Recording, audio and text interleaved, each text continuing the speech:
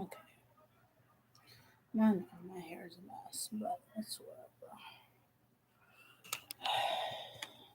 Literally just took it out. Okay.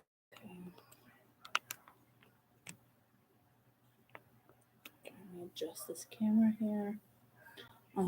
So I'm not gonna be talking very loud. So there's that. There's people sleeping. So, um, where do I start? Okay. So let's see. I was in Mobile, Alabama, so I was probably about 16 or 17. Now this is important. We have to start from the beginning. In order for y'all to understand anything, anything at all, we have to start from the beginning. About 16 or 17 at the time.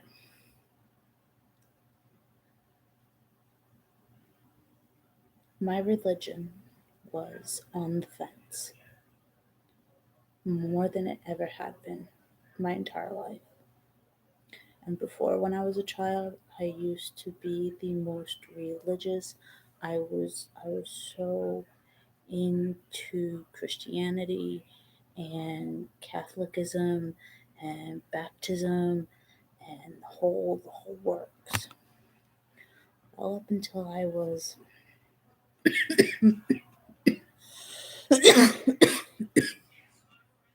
sorry. Well, up until I was 14, maybe 13, 13, 14.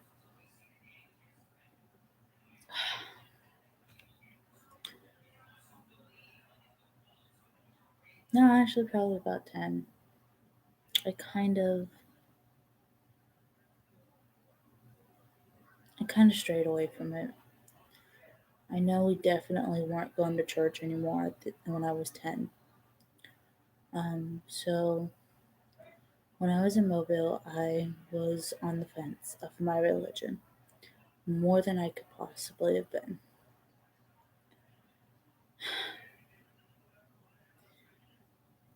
I rejected every religion, including, what was it? Um, Atheism, including atheism. I rejected all of it. I didn't let anybody tell me anything about anything.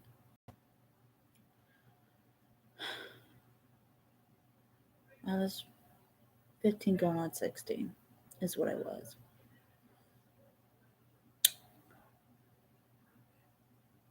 We had been in Mobile for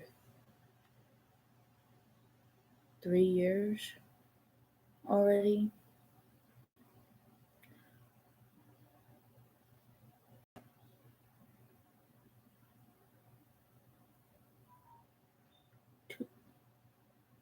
Because we started moving when I was 13. We were in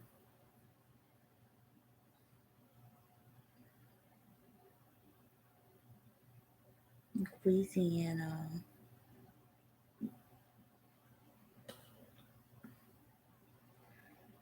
when I was just about 16. Okay, so maybe we weren't there for 4 years. Maybe I'm getting it mixed up with something else. Maybe it was only 2 to 3 years.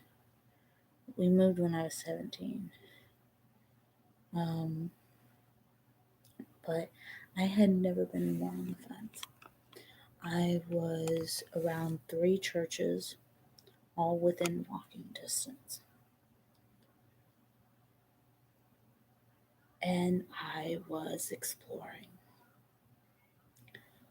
I was getting into trouble. Not the bad trouble, but I was trying to be a vigilante. And I said, if nobody wants to clean up this world, I'm just going to do it myself. And I was out there trying to get my brother to be a vigilante with me, and I even had a small group of kids. We were going to start making our own weapons, and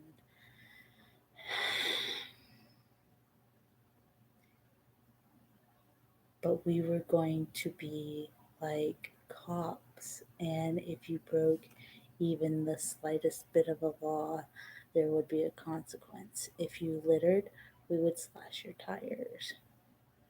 You know, we were going to actually make a difference. Well,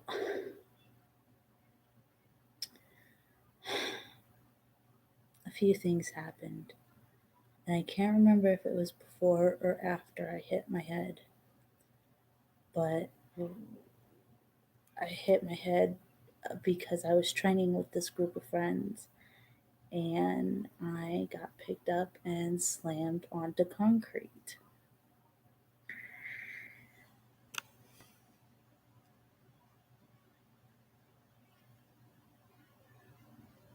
I don't know when it was, if it was before that or after that,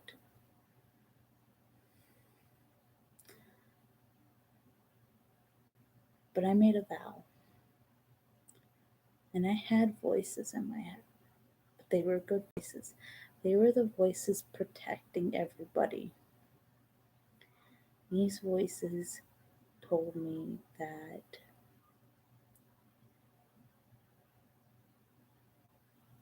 if I ever tried to kill anybody, I would end up killing myself. It was a whole like, when I tell you these voices were protecting the people in my life, these voices were the voice of reason. But they were so also corrupted in a sense that they were also the ones who tried to convince me to be the vigilante. Because got angry, okay, at the world that's saying no, somebody's dead to the world. No, the world was dead to us.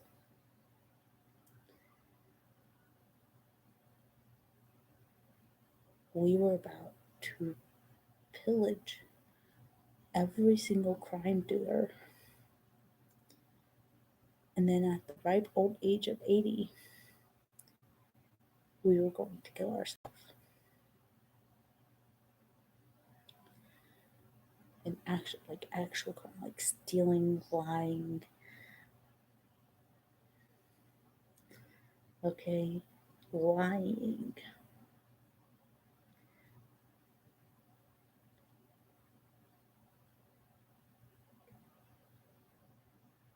But then we made a vow to ourselves. At the time, we used the terminologies me and I, and now we use the terminologies ourself, ours, us, etc. Um,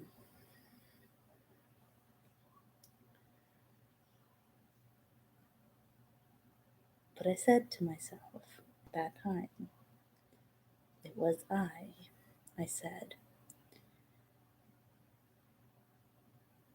I am going to choose, always choose the side of good.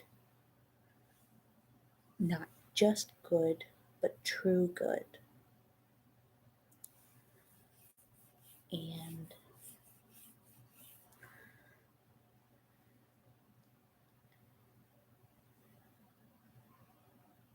something happened that day.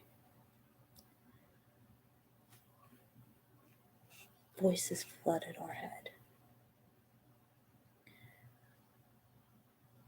Voices saying, you're going to be the most formidable warrior, and there will be nothing to stand in your way. Everybody will know your name. You will no longer have to struggle to get points across. You may need only put very little effort. You will no longer struggle for anything in your life: food, water, beverage, clothing. Everything will become available to you as you need it. As you need it. That was the key thing. And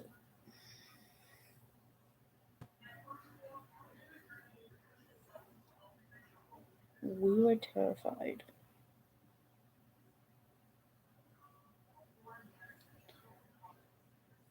because when it said everything would become available to you as you need it triggered a memory of when we were helping our sister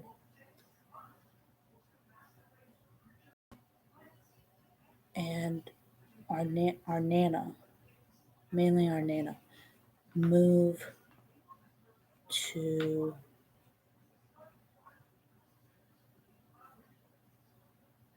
Florida, and our sister was going to move to Alabama with us. Um,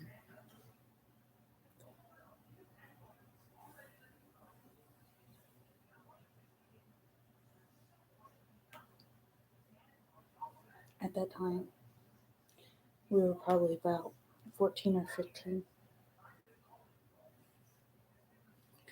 and we took a. It was like this. We were always on our own at night, always on our own, and we took a little piece of paper. It was actually the uh, peel off part, like when you open a band aid and you take the band aid out and it's got those little papers on it. It was one of those little bitty pieces of paper. And we held it in our hand. Which hand was it? We tried our right hand, but like our right hand kept wanting to like tense up and like just close. And so we put it in our left hand. And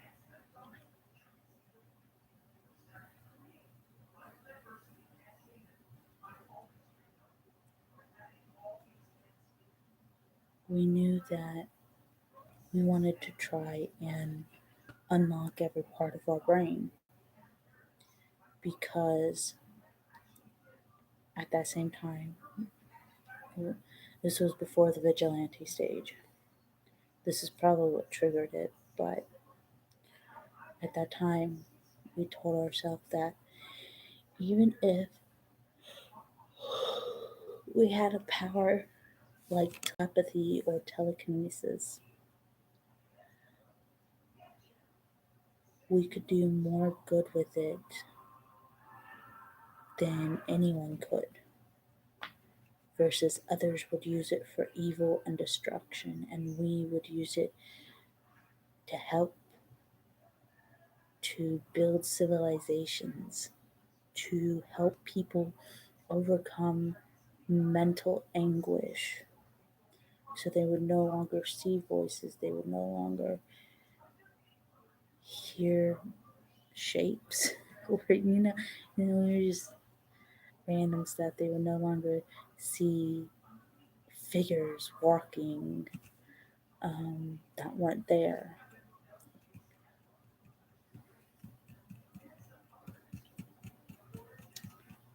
Um, so we focused and we got the idea that we wanted to try and make the piece of paper float. A small, itty bitty, simple piece of paper. We thought it was lighter than a feather, um, and it would be no trouble. So, why not? Well, we only got the edges. What we saw that night is we only got the edges of that piece of paper to curl upwards. Now, whether it was the heat reacting to wax paper or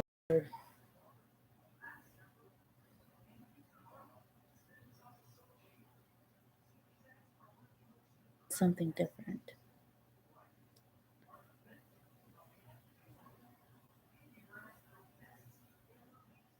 we still don't know. We don't know to this day. We have tried to look it up. We have tried to do research on it. Does wax paper move with heat? All kinds of stuff. We haven't been able to find anything. No videos, no studies, nothing. And that's the memory that was triggered.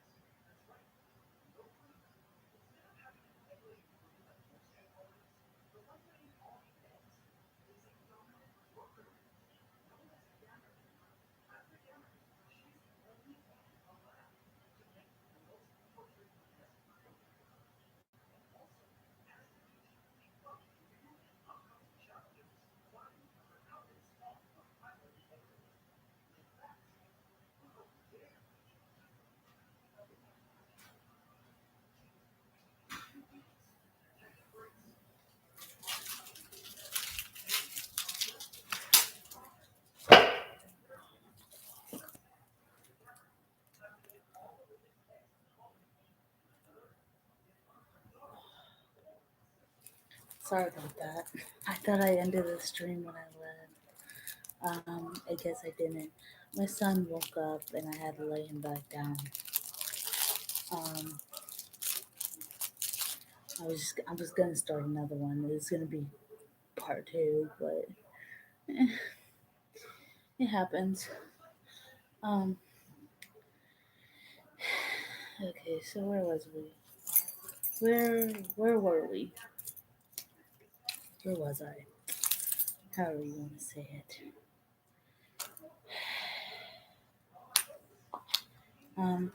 So 16 going on 17, and then all those voices came into my head, came into our head.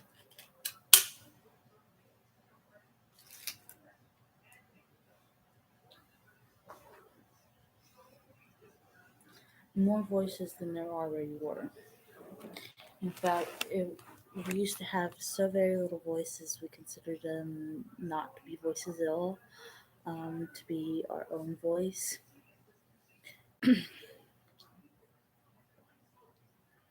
And then after we made that vow to ourselves at that point, um, things changed. Things changed. Uh, the warrior part gave us flashes of more like visions of the future where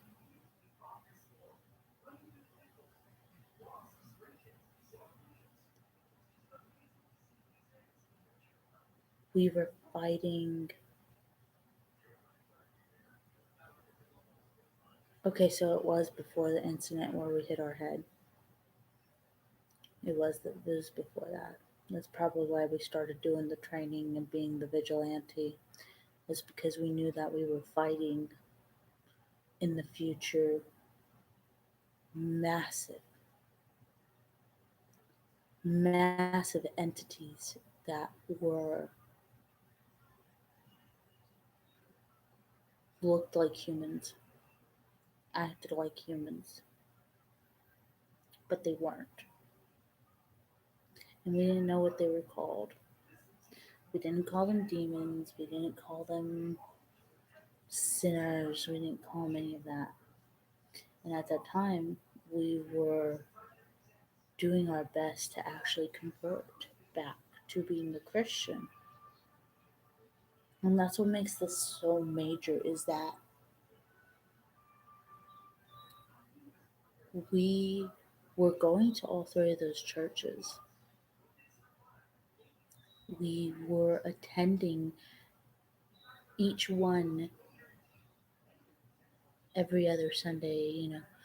One Sunday we would go, the other Sunday we would go. There's churches that were on both Saturday and Sunday, and then there was a church that was on Wednesday and Sunday. And so we would always we would attend Wednesdays, Saturdays, and Sunday churches.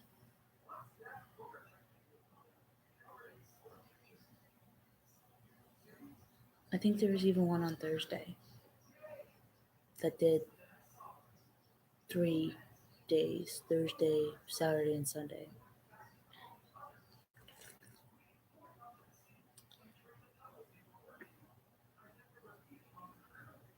And I think that was a black people church.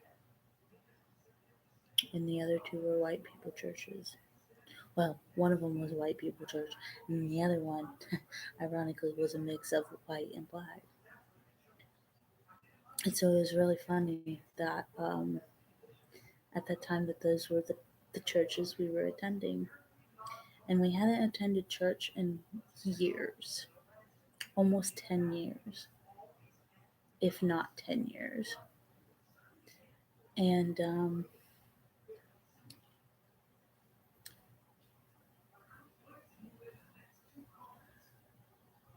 we were actually more drawn to God at that time.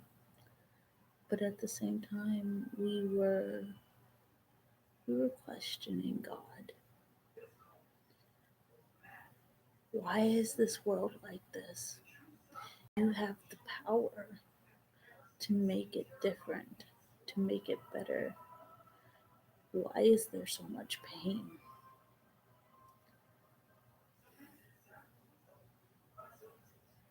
Those are the type of questions we were asking. And we were going to these churches with our brother, our little brother. Um, at first, it was just a chance to spend time with him. But then it turned into something more. It turned into something way more. And